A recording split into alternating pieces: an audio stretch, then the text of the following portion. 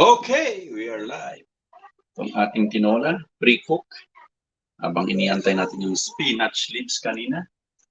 Yan, dumating na. At meron din akong paa ng manok.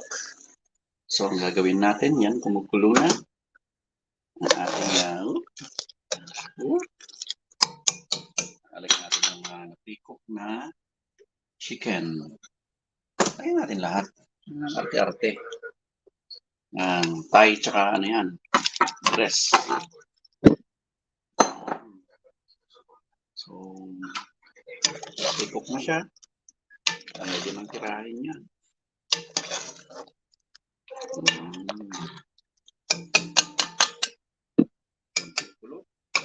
Panalo. Tinola.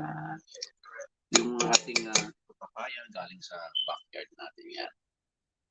Yan, yung papaya. Galing sa tanim natin yan.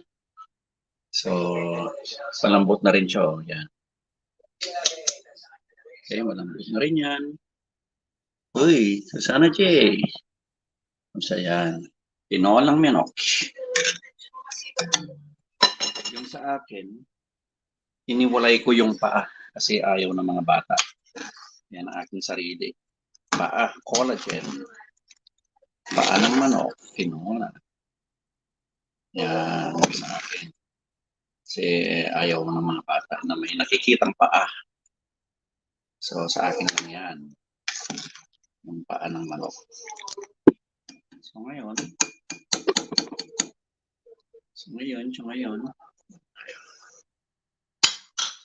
yan, chicken. Ayan. Sarap niyang lasa. Magagawin natin, pwede na rin yung spinach.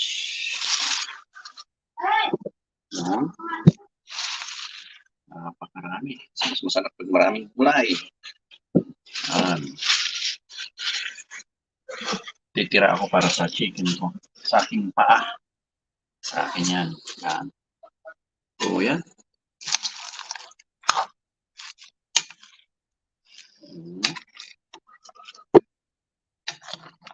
Kain na kayo. Ang tinola. Ang may balat sa akin to. Ang may balat. Yan. Kunti lang daw ang sabaw. Tapos, gawin natin yung papaya na naluto na. Lagyan niyan. Yan. Yes na. Tapos na. Yan lang.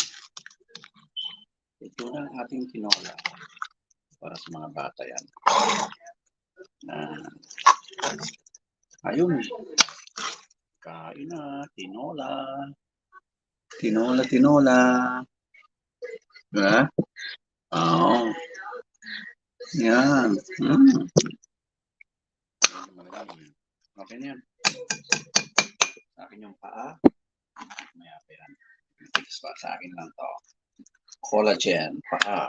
Sa kanina, pwede na. Luto na. So, patayin na natin. Ang tinola. Ikailo ko. Ayan. Sarap. Babush. Yep. Bye, Susana J. Tinola.